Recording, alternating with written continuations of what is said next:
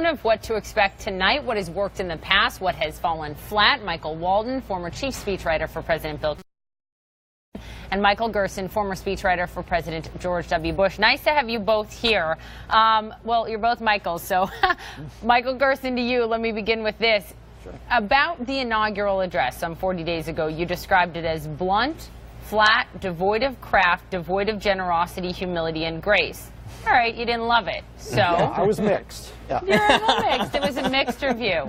Right. So what do you think that the president should bring tonight, and what will he bring tonight? Well, I do think it's very hard for him to change tone. His whole argument through the campaign and the early parts of his presidency has been America is in decline. It's run by losers, besieged by the threats of the world, and that he is the man who can save us. He's a strong-hand leader. That's been his whole argument. In order to be more optimistic, he would have to have a different rationale for his presidency. I don't expect to see that. Michael Waldman, this is a speech before Congress, the first speech before Congress from this president. When you were addressing Congress, what is the balance between addressing the people in that room, the members of Congress, and addressing the American people watching? Well, you know that you've got both the opposition party and your own party in the Congress, and you're speaking to them, but you're also speaking to the public. And I agree with Mike Gerson. That was the darkest and most divisive inaugural address in American history. I've looked at them all. And then the other great ritual of the presidency was the East Room press conference, and it was the angriest and most self-absorbed one of those we've ever had.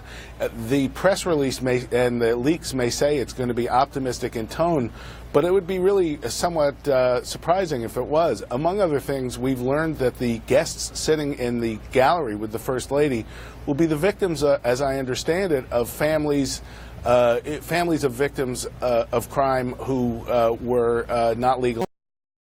And while we feel terribly and care deeply about anybody who's a victim of crime, that sort of very much goes to the kind of dark American carnage, immigrants are coming to kill you themes that propelled him into the presidency. So here's the thing. I just would know that a lot of his supporters after the inaugural address, ones that I spoke with afterwards, they loved it, and they didn't understand what the media was saying and what the establishment was saying. So I just wonder if there is any limit to how far you think, Michael Gerson, is there a limit to the president and when he cannot take such a dark and dystopian tone, because it worked for him all the way through the campaign, and it worked for him among his base and supporters all the way through the inauguration. Yeah, no, I certainly agree with that. He does have historically low approval ratings for a president at this point in his presidency. So I think he has a core of supporters that have become very loyal.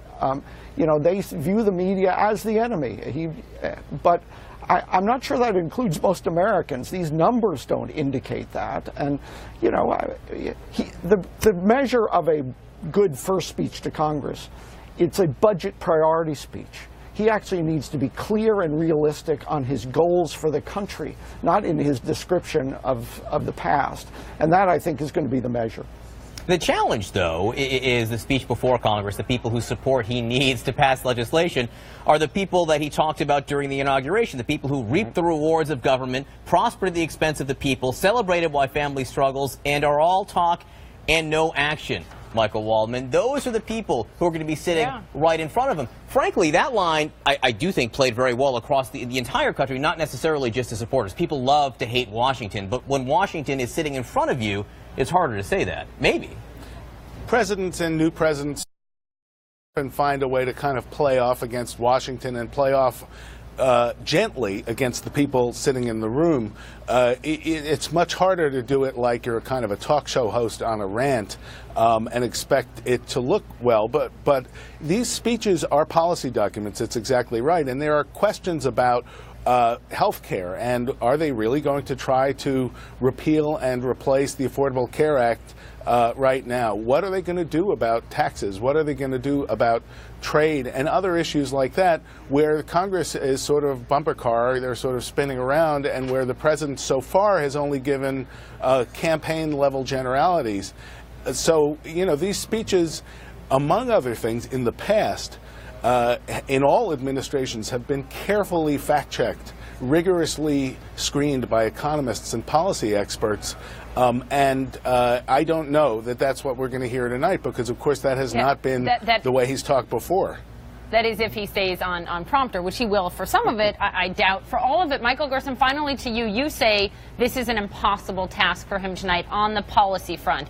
And what you mean, I assume, is to actually explain how the budget deal would work, how you add that much to military spending, cut taxes, and don't touch entitlements. However, he has never been the details guy. He's never been the policy details president. And Paul Ryan said this morning on the Today Show, leave the details to the folks who know what they're doing. Why should we expect him to have it all make sense detail-wise tonight?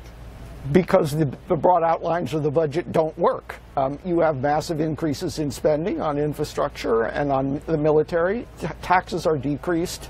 Entitlements are not touched, which really throws Paul Ryan under the bus, since he has raised those issues in the past. And he's proposing massive decreases in discretionary spending, things like medical research at NIH or AIDS drugs in Africa. It's obscene and unrealistic.